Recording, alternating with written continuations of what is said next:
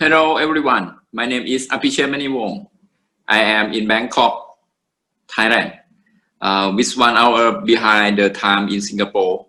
It's nice to meet you all. First of all, I want to say thank you for inviting me to be a part of this valuable conference. I have a chance to spend a part of my life in Daejeon, located in central area of South Korea, for receive PhD degree. I just realized that it was one of the most precious moments of my life at that time. Before getting to know that long story, let me start with introduce myself and my current work. I will share the screen. Now I have a 5-year contract in nuclear scientist position with Irradiation Center, Thailand Institute of Nuclear Technology.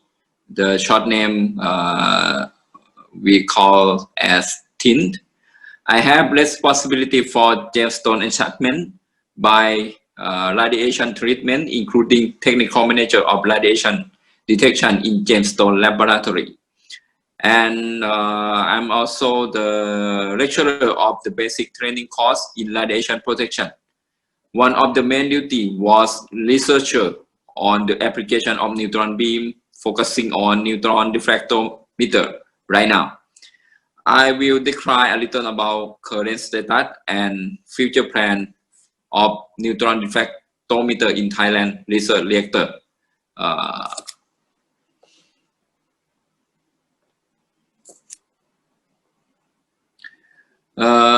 The neutron diffractometer at Thailand Institute of Nuclear Technology was first developed in 1968. After approximately 10 years of operation, the facility was housed due to the lack of human resources and other technical issues. The old setup of ND was removed from the working area. The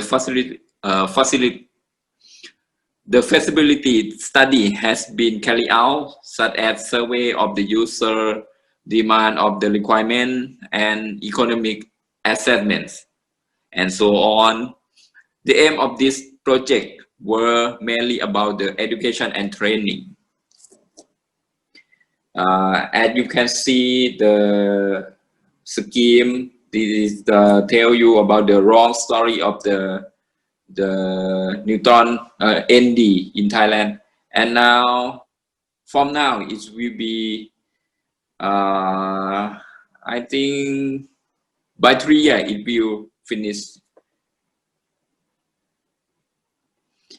There are 4 beam ports was installed in TRACK1/M1, extending from the core periphery through the water and the concrete to the outer face of the shield structure to provide high intensity of beam of neutron and gamma radiation for variety of experiments. There are 2 kinds categorized by diameter of neutron beam port, such as 2 of 8 inch and 2 of 6 inch in diameter. The neutron power diffractometer was chosen to be located at one of the 8-inch beam tube. You can see from the diagram that is the northern beam port. The old setup consists of 4 helium-3 detector and a copper monochromator. In order to install a new diffractometer at the beginning of the project, we need to remove the old setup, including biological shielding, monochromator, outside colorimeter, sample state, and detectors. As we remove all requirements, outside the beam ports, a high gamma dose was detected inside the colorimeter. Yeah. This is the specification for the own setup information. This is the diagram for the gamma dose measurement. which is performed using the LATLAM model 2241/2 survey meter and a Canberra survey meter. The result obtained from this measurement were 10 microsievert per hour and 3 microsievert per hour for the maximum dose and at the beam port and in front of the colorimeter.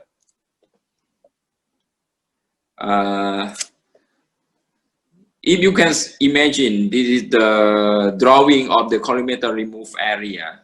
This is the reactor wall, the colorimeter inside the wall, approximately about 2 meters. We have to remove the colorimeter also. The first point of gamma dose measurement was at 20 centimeter from the reactor wall, and the next measurement was done at the every 10 centimeter on 3 dimensions, left, right, and above of the beam port.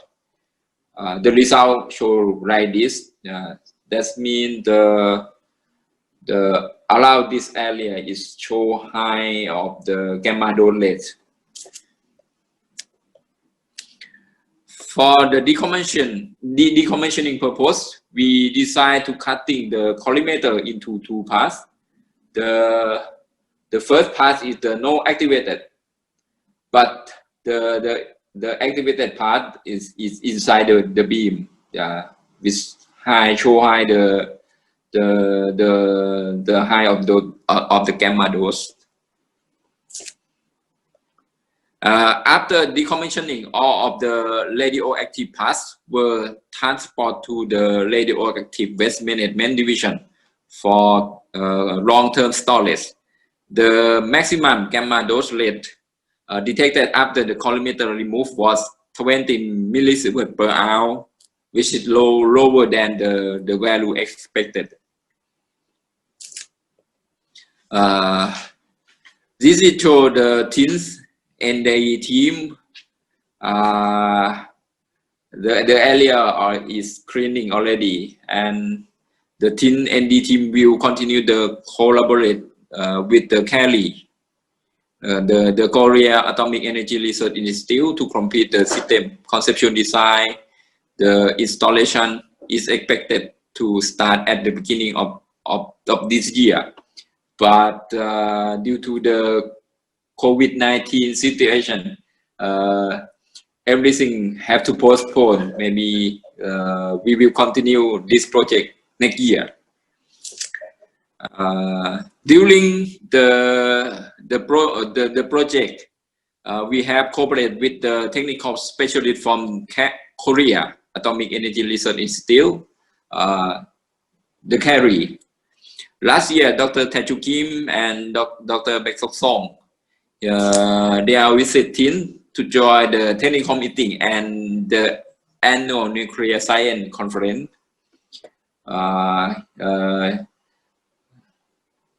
They visit our area and visit the Thai research reactor. Showing like this.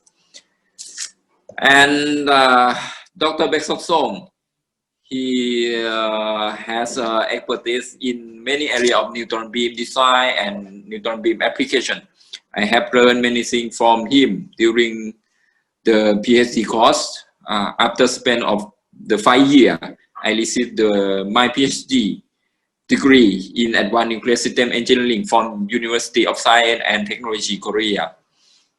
My research is focused on the color changes, the mechanism of gemstone by using various radiation. The neutron science division in CARI is my second home.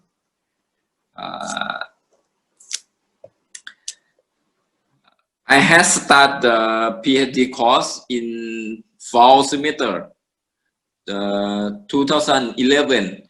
I love experiencing a different campus and academic system of and the meeting the new people from all of the world. In the first year, I joined the Korea Culture Experience, and also I have experience about eating a different cuisine. In the first time, it seemed like it was struggle. Living in dorm and living abroad is very good experience for me. The best thing about the studying here is the opportunity to travel. While I study in South Korea, I travel around to different cities such as Seoul, Busan, even Jeju Islands, as well as abroad to Japan also. That is a good experience for me, and I think I want to come back to Korea again if I have a chance. So this is all of my talk. Thank you again for giving me a chance to participate in this valuable conference. Thank you for your attention. And also, I hope to meet you all in some day if I have a chance. For today, I have to say bye-bye and see you later. Thank you. Well, thank you very much for your wonderful presentation, also sharing your experience with Kerry and your PhD on the UST. Let's move on to the last presentation.